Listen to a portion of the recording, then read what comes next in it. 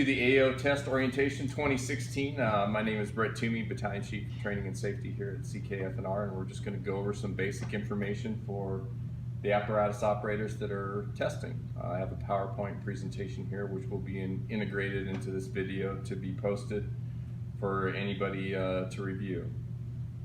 The AO Test Orientation will be conducted on March 15, 16, and 17th of 2016 at the Bremerton Training Center. We've reserved that facility. We will have exact times prior to the test, probably once we get all of the application packets in for the test. And I believe the final date for that is December 16th to receive application packets to test.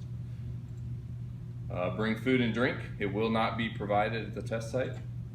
You may not leave the test grounds once it has started, so be prepared for that. Bring warm clothes, food and drink.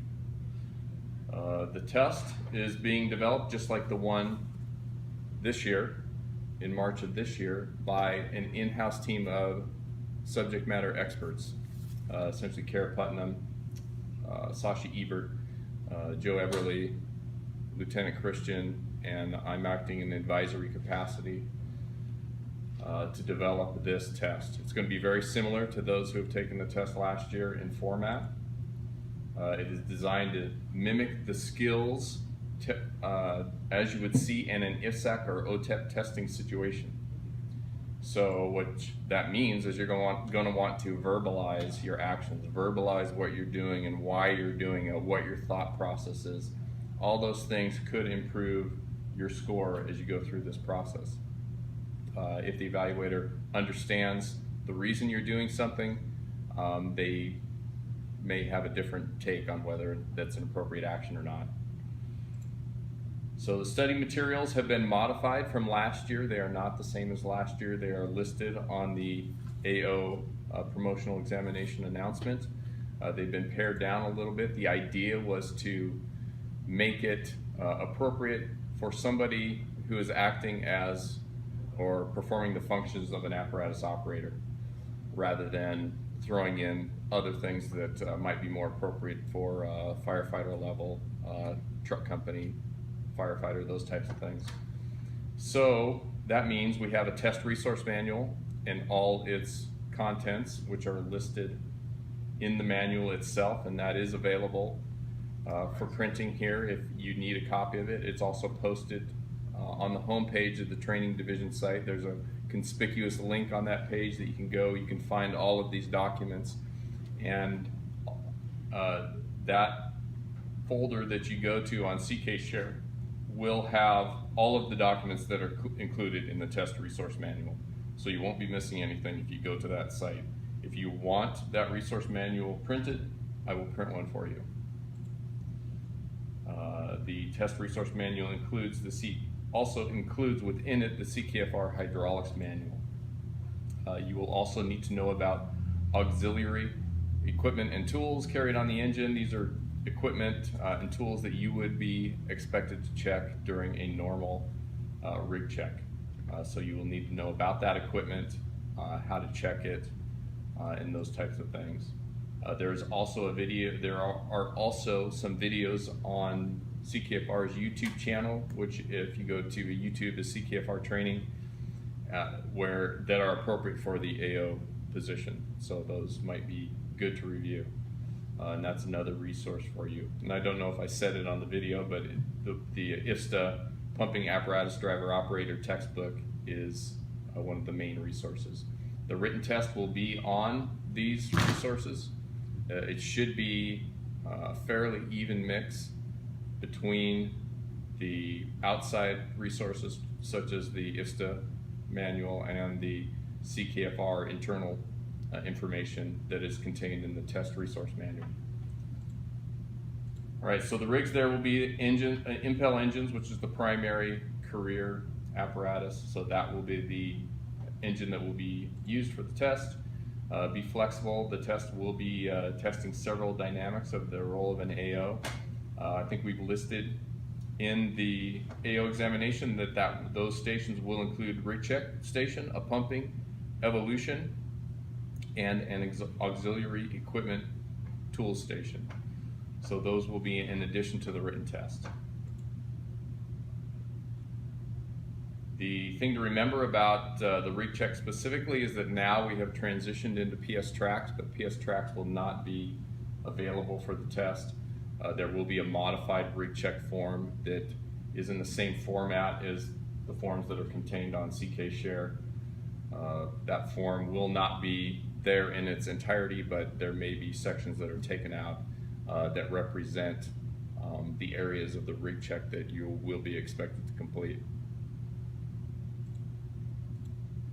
All right, so stop safeties at the test, that is a term that will be used if you're doing something unsafe during the practical skills evolution. Just keep that in mind. That means you need to stop your action and move away from danger. Look for anything that is unsafe, correct it, and move on. So the evaluator will be looking for those things along with the essential functions and skills that will be necessary to pass that section of the exam. They will be looking for unsafe actions. And if they say stop safety, that will be your cue to correct something that you're doing that is unsafe. 2 stop safety warnings will be given. A 3rd stop safety will result in discontinuing of the practical and failure of the section of the practical exam. Each practical exam will have an associated script that will be read by the evaluators. Directions from the script can be repeated at any time as long as it does not create a stop safety situation. Evaluators will not be able to answer questions during the exam other than repeating the script. And there will be more than one evaluator to make sure that everything that you're doing is double checked by somebody else that will be present there watching the scenario play out. The Class B uniform is the appropriate gear or PT gear as appropriate. You must bring your PPE, bunker gear, to the test. It will not be provided for you. SCBAs are not utilized during this practical testing. You will receive an email with more detail on where to arrive, which I mentioned at the beginning of this presentation, and test times once the application period closes and we have the list of applicants. I will send out an email identifying the exact time that you need to show up and the location. It will be at the Bremerton Training Center, but we will be specific in that regard.